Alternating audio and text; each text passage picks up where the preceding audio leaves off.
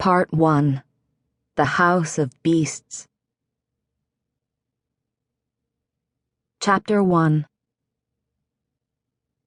I vomited into the toilet, hugging the cool sides, trying to contain the sounds of my retching.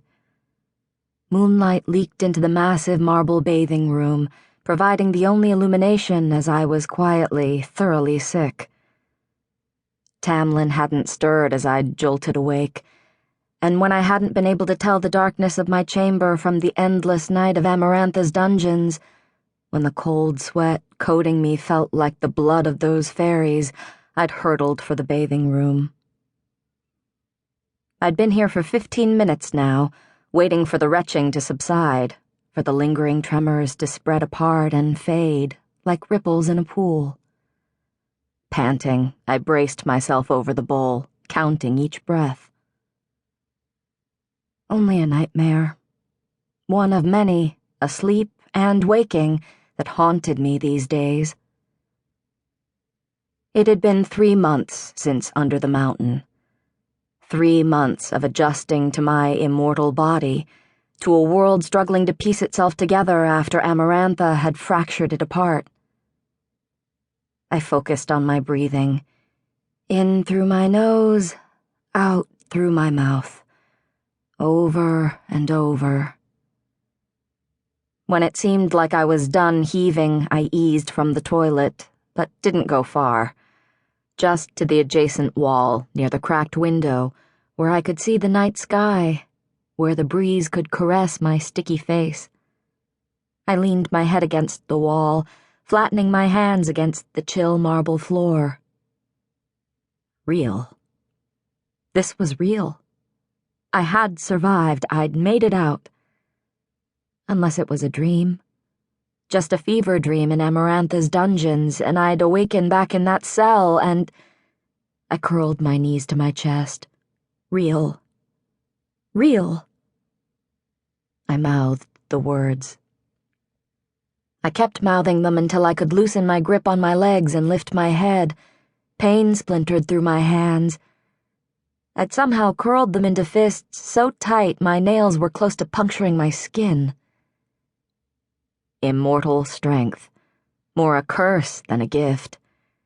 I'd dented and folded every piece of silverware I'd touched for 3 days upon returning here, had tripped over my longer, faster legs so often that Alice had removed any irreplaceable valuables from my rooms. She'd been particularly grumpy about me knocking over a table with an 800-year-old vase, and had shattered not 1, not 2, but 5 glass doors merely by accidentally closing them too hard. Sighing through my nose, I unfolded my fingers. My right hand was plain, smooth, perfectly Fae. I tilted my left hand over, the whirls of dark ink coating my fingers, my wrist, my forearm all the way to the elbow, soaking up the darkness of the room. The eye etched into the center of my palm seemed to watch me, calm and cunning as a cat, its slitted pupil wider than it had been earlier that day, as if it adjusted to the light, as any ordinary eye would. I scowled at it. At whoever might be watching through that tattoo. I hadn't heard from Rhys in the 3 months I'd been here. Not a whisper.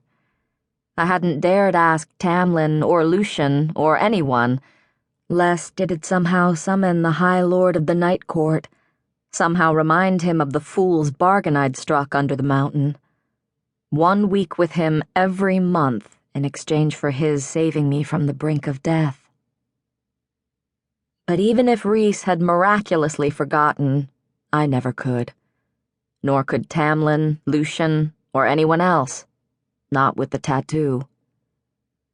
Even if Rhys, at the end, even if he hadn't been exactly an enemy.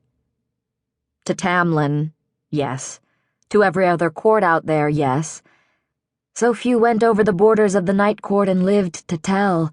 No one really knew what existed in the northernmost part of Prythian. Mountains and darkness and stars and death.